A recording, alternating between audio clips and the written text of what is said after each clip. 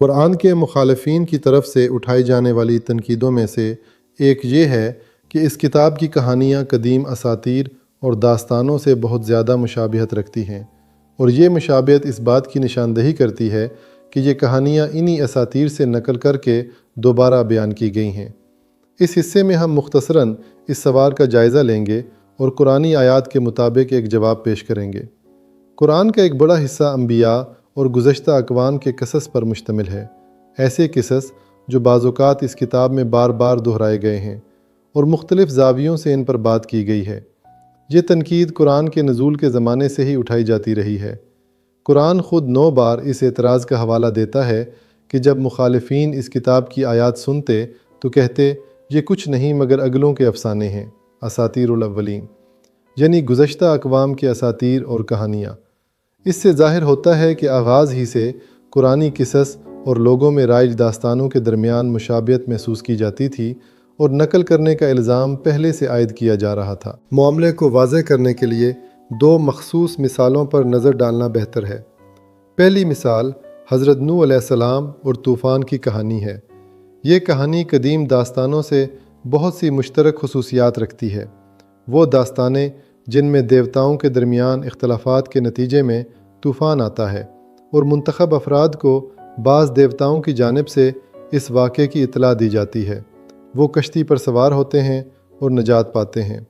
آثار قدیمہ کی کھدائیوں سے دریافت ہونے والی تختیاں بھی ظاہر کرتی ہیں کہ اس قسم کی طوفان کی کہانی قدیم داستانوں میں ہزاروں سال پہلے سے موجود تھی۔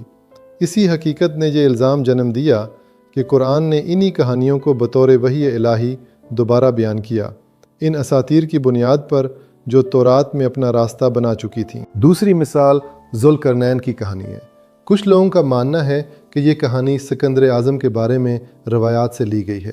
مزید تحقیقات یہ بھی ظاہر کرتی ہیں کہ سکندر کے بارے میں وہ روایات خود ایک جعلی نسخے پر مبنی تھیں۔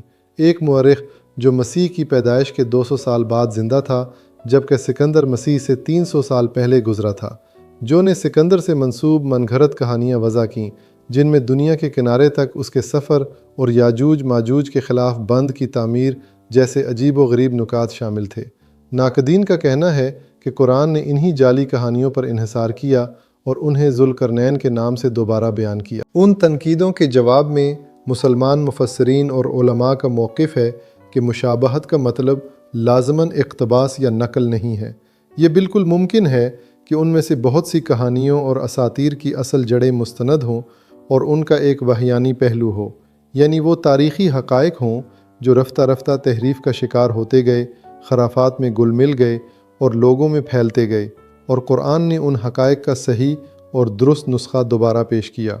ذوالقرنین کی کہانی کے بارے میں زیادہ باریک بینی سے کی گئی تحقیقات ظاہر کرتی ہیں کہ معاملہ دراصل اس کے بالکل برعکس ہے۔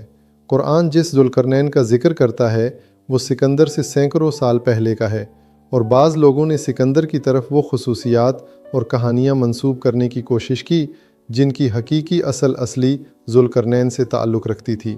یہ جوابات موجودہ ابہام کو کافی حد تک دور کرتے ہیں اور یہ تجویز کرتے ہیں کہ اس طرح کے اقتباس کا امکان یا تو سرے سے موجود نہیں یا انتہائی کمزور ہے۔ تاہم ایسا لگتا ہے کہ ان جوابات سے آگے بڑھ کر بھی ایک نقطہ نظر زیر غور لانا چاہیے۔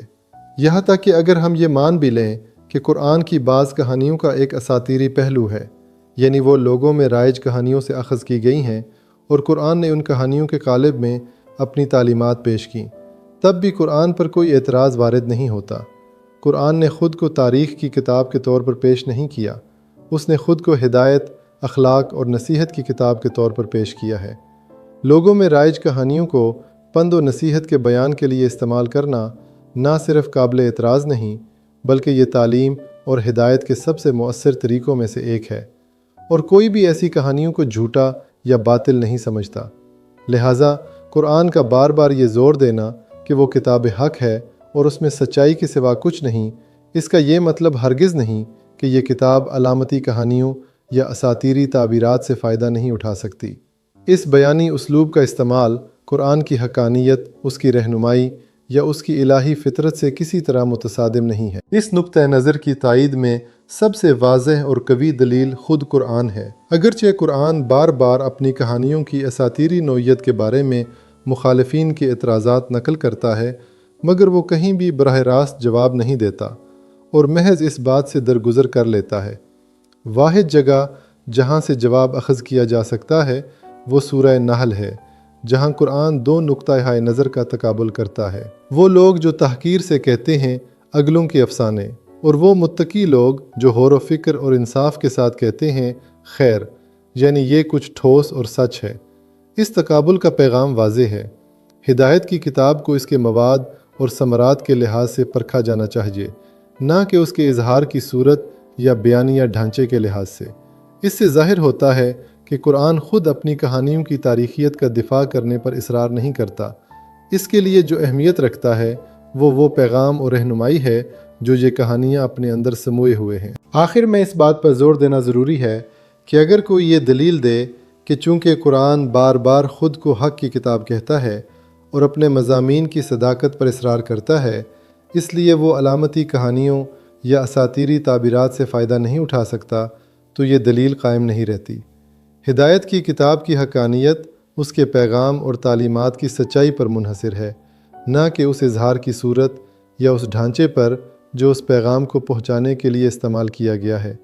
لہٰذا علامتی یا اساطیری کہانیوں کا استعمال قرآن کی حقانیت، رہنمائی اور الہی ہونے کے ساتھ کسی طرح متصادم نہیں ہے، اور یہ کتاب بن نوع انسان کی رہنمائی کے لیے ایک قابل اعتماد ماخذ کے طور پر پوری طرح قابل قبول ہے۔